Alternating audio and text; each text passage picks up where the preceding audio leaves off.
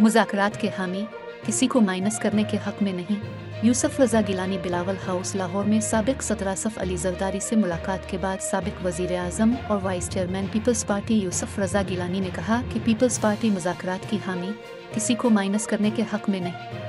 Bilawal house Lahore में Pakistan peoples party parliamentarian के सदर आसिफ अली जरदारी से मुलाकात के बाद मीडिया से गुफ्तगू करते हुए साबिक वज़ीर आज़म यूसुफ रज़ा गिलानी का कहना था कि मज़ीद कई लोग राब्ते में हैं, इनका बैकग्राउंड देखकर शमूलियत का फैसला करेंगे।